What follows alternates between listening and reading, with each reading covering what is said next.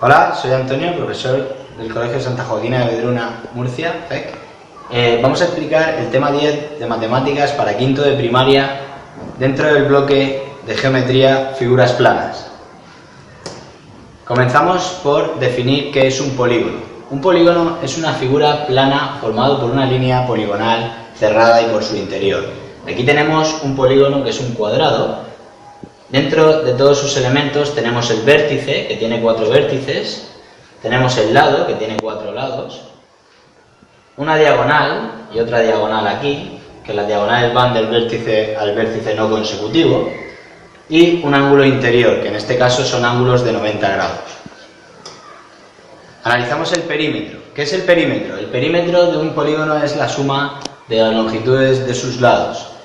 Tenemos un rectángulo, como veis es un paralelogramo con lados paralelos 2 a 2, 4 más 4, 2 más 2, si hacemos el perímetro, la suma, 4 más 2 más 4 más 2 igual a 12 centímetros el perímetro.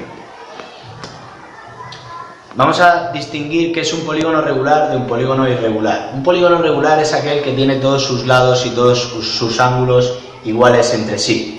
Tenemos un hexágono regular, en el que todos sus lados y todos sus ángulos son iguales, y aquí tenemos un polígono irregular, que un polígono irregular es cuando todos sus lados y todos sus ángulos son distintos. Aquí tenemos un hexágono, pero el hexágono es irregular, ya que sus lados y sus ángulos son distintos. Según el número de lados, los polígonos se pueden clasificar en triángulos, polígonos de 3 lados, cuadriláteros, polígonos de 4 lados, pentágonos, polígonos de 5 lados, hexágonos, polígonos de 6 lados, heptágonos, polígonos de 7 lados, octógonos, polígonos de 8 lados, eneágonos, polígonos de 9 lados y decágonos, polígonos de 10 lados. Vamos a entrar a analizar ahora los triángulos. Los triángulos son polígonos que tienen 3 lados, 3 ángulos, 3 vértices. Dentro de los triángulos se clasifican en, según el número de lados, en equiláteros, si tienen los 3 lados iguales, isósceles, si tienen 2 lados iguales y uno distinto, y escalenos, si tienen todos los lados distintos. Según sus ángulos, los triángulos se clasifican en acutángulos, si tienen los 3 ángulos agudos, rectángulos, si tienen un ángulo recto, y obtusángulos, si tienen un ángulo obtuso. Vamos a ver los cuadriláteros. Los cuadriláteros son polígonos de 4 lados y se clasifican en 2, si son paralelogramos o no paralelogramos. Los paralelogramos son aquellos que tienen los lados paralelos 2 a 2. Dentro de los paralelogramos tenemos el cuadrado. El cuadrado tiene los lados y los ángulos iguales, 4 ángulos rectos y 4 lados. El rectángulo tiene 4 ángulos rectos, los lados son iguales 2 a 2 y los ángulos iguales. El rombo, lados iguales y ángulos iguales 2 a 2. Y el romboide, que tiene 2 lados y ángulos iguales 2 a 2.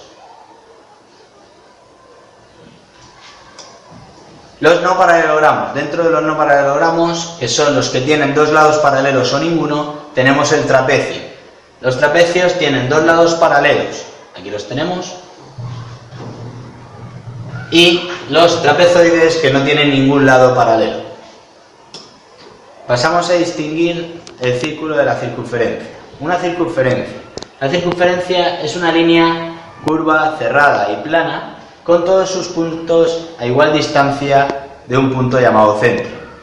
El círculo es una figura plana formado por una circunferencia y su interior. Aquí tenemos una circunferencia, la cual se puede atravesar, y un círculo que no se puede atravesar.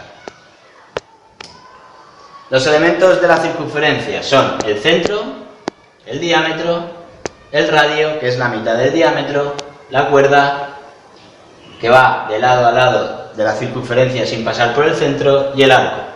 Todos esos son elementos de la circunferencia.